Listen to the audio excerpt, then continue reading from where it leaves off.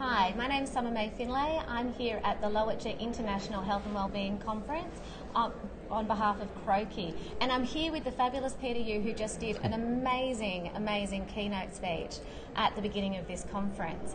Would you like to introduce yourself? Ngayo Nilwal Peter Yu, Ngayo Rubibi Wamba, Yaru Wamba from Rubibi. My name is Peter Yu. I'm a Yaru man. I'm from Broome. Lovely. And thank you for introducing yourself in language. One of the things you talked about in your keynote was the importance of language, but also how language was actually forbidden during the assimilation era. And for me, that really hit home because I don't speak language because of those policies. I'm wondering if you could just elaborate a little bit on those policies and then the importance of language. Well, in my particular state in Western Australia, there was the 1905 Aborigines Act and the 1938 Citizenship Act. So it was. But it was universal across other states of Australia. And really it's where the 1948 apartheid regime in South Africa borrowed the laws from. So within the kind of context, there was you had to what people used to call their dog ticket, their citizenship papers. Our family, all Aboriginal families, if they wanted to engage or get a job, be employed as a domestic or whatever, had to apply for the citizenship ticket, which fundamentally meant that A, you were not allowed to speak the language, B, you were not allowed to socialise with your family, and you were considered to be an honorary white. So, and in those days there were curfews at 6 o'clock at night, so there were particular designated areas around town precincts where people had to be outside. If they were inside, they were kind of arrested for breaching the curfew. But it was part of the kind of policy period in the nation's history of assimilating us into, indoctrinating and assimilating our minds. And part of that was actually punishing us for speaking our language and not being allowed to speak our language. That happened well beyond my initial generation being born. It happened before that, a couple of generations before. So you've got a long period of this denial and this punitive way of being able to discourage and stop people from speaking language. But of course, as we know, it wasn't successful. It was certainly pretty horrendous and challenging and threatening to those people at that time. But obviously, what is amazing has been actually the survival of language and now the commitment to revitalisation of the language. That's, I think, fundamentally the critical thing. Absolutely. And the power of language. Why is it that we actually, as Indigenous peoples, need to be reclaiming our languages and maintaining them? Well, I think the language is not just about speaking. Obviously, language is about interpretation of a worldview, that has its kind of foundations in culture and kinship and knowledge of the customary and traditional stories as to the kind of, the time before time, what we would call a bugaragara. It's just kind of the question of the kind of mythological and beings that are real beings that give us our language, give us our belief systems, give us our value systems, our kinship systems, that's an entirely different, dynamic and genius that we have, which is different to others. Other people, everybody have their own. And I think that if you try and corrode or corrupt that to a certain extent, you undermine the nature of the strength and the integrity of that position. And so the ability to navigate your way as a human being in the world and the way you interact with a level of confidence with other societies or other cultural groups becomes threatened and challenging. I think that's why language is so critically important. I mean, we can still find our space in a contemporary modern technological environment in the world, but that doesn't make you any less Aboriginal because you can do that, and you can speak English at the same time as well too. You need both. That's the way. All cultures are dynamic, and language is dynamic as well. Yeah, it's the walking into worlds. It's walking into worlds, but having confidence in your own one first. Yeah, and I think that's something that I, as an urban Aboriginal woman from the East Coast, has had to learn to grow into, because a lot of our culture, and it was challenged and taken, and being a fair-skinned Aboriginal person who doesn't speak language, often our identities are challenged, which is, for young people, one of the barriers they're facing. Yeah, but I think we have many different such environments, no matter where you live, even if you're living here in Darwin, or if you have you live where I live. We have many different influences of history, and we have a great sense of diversity in our own Aboriginality, but it doesn't make anyone less Aboriginal, or doesn't make anyone, just because it's no fault of their own, they can't speak their language. I think what is important to be proud of is the fact that the resilience and the kind of continuing renaissance by young people wanting to understand and know better. I think that's what certainly gives me a lot of pride is a lot of young people seeking to identify. I think it's important to be able to find the right roots, the right starting point. But it should be by no way of embarrassment or shame. That there have been various levels of interference as a result of colonisation in history. I mean, I really, I think what we can learn from those people who are still very much steeped in cultural stuff is learn about that resistance and that resilience from people who've lived in different kind of settings and diversity. I think that's the way I look at the world. That's to take both parts of the whole, if you want. Yeah, and the assimilation policies were obviously rooted in racism. One of the things that you commented today was that there is no immunisation or vaccination for racism, and like influenza, it's mutated. Do you want to talk a little bit about how you see racism as mutating in today's society?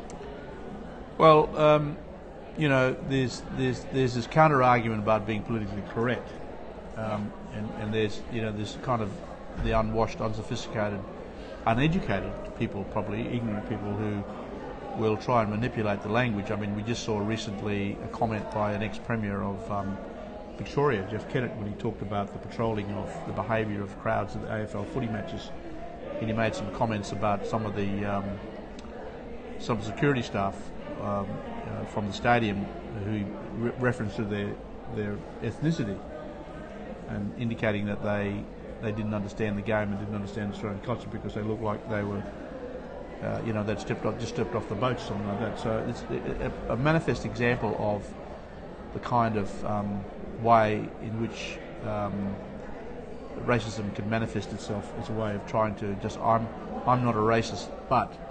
Yeah, we've all heard that one. Yeah, that's right. Yeah.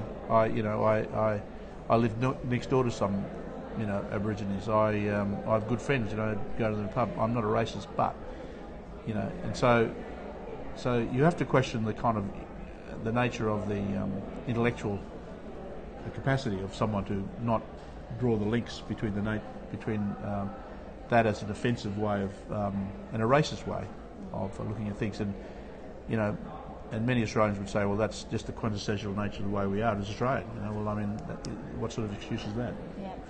One of the things that, this is not excusing Jeff Kennett, for no means he should know better, but I actually teach at Wollongong Uni, and I teach young people, often that have come straight out of school, and when I'm teaching them Indigenous social determinants of health, and the first lecture I give is like a crash course of Indigenous history, which is a little bit about what you've just talked about, and they don't know our history like the stuff that you've just spoken about. Do you think that's partly to do with why we see these ignorant attitudes? Fundamentally, yes. Of course, I think we have a failed education system in that regard. I mean, it is the core foundations of the nation. If you go to countries in Europe and elsewhere that have been well established, we've gone through this argument where there has been a kind of conflict, and there have been inquisitive and intellectual kind of rigour about understanding the nature of why things happen in history. And here we don't seem to give that same level of attention. We kind of shy away from it. Short-term memory. Well, short-term memory, but also it seems to be there's I don't know that it's guilt, but but Mandela said at the dismantling of apartheid in South Africa, he said, we don't want you to feel guilty for what's happened. We only feel guilty if you want to perpetuate what's happened. So it's kind of like that. So we're not. I don't think we as Aboriginal people have ever put it on the non-Australian or the settler kind of communities to feel guilty about it. What we've said is face up to it. Let's deal with the truth. Let's engage. Embrace his invitation to kind of reset the kind of foundations of the relationship, and let's get on with it. Because I think it's a fairly worthless kind of sentiment and value. Guilt. It doesn't have caused a lot of people a lot of problems over the years. Guilt doesn't do anyone any favours, and as you said, it's about making sure that we're not repeating the same behaviours and we're not actually perpetrating the same level of racism. Yeah, that's right. You only have to look at the Catholic Church if you talk about guilt and see the damage it's done to a lot of people. Yes. Yeah. Is there anything else you want to share with our audiences before we wrap up? Oh no, I think the point I was trying to make also is that we should celebrate the change, but we should remain alert and conscious of the relativity of change, because the nature of incrementalism in our country, as I indicated in my delivery, the key milestone areas have given certain recognition, but there have been no manifest outcomes. We're still fundamentally the same base starting point. We haven't really. What have we achieved as a result of the apology? What have we received as a result of the Marlborough High Court decision? Every time we get a kind of a milestone acknowledgement, win or victory, whatever you want to call it, the kind of gates go up to minimise the nature of the effect and benefit that comes to Aboriginal people. I mean, in international examples and models have shown where there has been reconciliation, there's been reparation provided. There have been, call them treaties or agreements, and irrespective of how they're performed in history. The reality is there's a solid foundation to the nature of a relationship, and there are certain protocols that are put in place where people can engage in a respectful and sophisticated way. We don't have that yet. It's very difficult trying to convince them, but I think in Australia the faith is hopefully that the people are always going to be much bigger than what the government leadership is. I think that's the critical thing. An example is the on-polling prior to the last election in respect to attitudes towards a treaty or the Uluru, the voice statement. I mean, there was a lot more people supporting that. 2/3 of the people took part in the polling were clearly in support of a treaty. Yep. Which was largely more than the numbers that were attracted for the same-sex marriage debate. Yeah. So the country is definitely ready. Our politicians are ready. Yeah, I mean, the nation will have to change sooner or later, whether that's by a referendum or there's some major legislative reform and policy that goes with it. We do need constitutional reform. We need to deal with the kind of racist clauses that remain in the Constitution. We need to provide the recognition, and we need to ensure that we're realigning the kind of institutional framework to deliver that, I think. Because whether it gets up or not at a referendum, the next day afterwards, the country will have changed. Yeah, it's the conversation that changes it. It will. That's right. So but I think there's one thing critically important is that in all of those milestones I mentioned, which is the 67 referendum, the pastoral award wages, Mabo, other stuff, what we haven't done is actually planned out, developed the kind of master plan about how to execute that change, that reform in various categories. So we're left kind of reactive and responsive to the opportunity, and I think our circumstance today is largely as a result of a lack of planning for how we might embrace it and how we might, the kind of methodology of our application in making those changes. And I think that's where a lot of work needs to be done. So change is going to happen. Question of when, but let's start getting ready for it now. Absolutely. And I think, well, the Uluru Statement does have a working group, which is fantastic, and hopefully that's going to be driving some of that planning. But I have to say, I would hope that we would actually see constitutional change rather than legislation, because we saw what happened with ATSIC, we saw what happened with National Congress. Legislation still is more of a political whim than a constitution will ever be. Yeah, I mean, I think everybody would agree with that statement that they're correlated. They can't be independent of each other. You need to have one supporting the other. We do need to have security of constitutional reform, obviously, but we got to. Part of that is ensuring that there's consistency across the board in the current kind of state of the federated system we have, within our political system. So that there's shouldn't be dependent upon. We should have a national kind of standard, so it's not just state by state. Which is what we see with the justice system at the moment, which is what we see with health and education. Exactly. Yeah, that's right. Absolutely. Well, our short interview was not so short, but it was really valuable. So thanks so much for that. Thanks, Emma.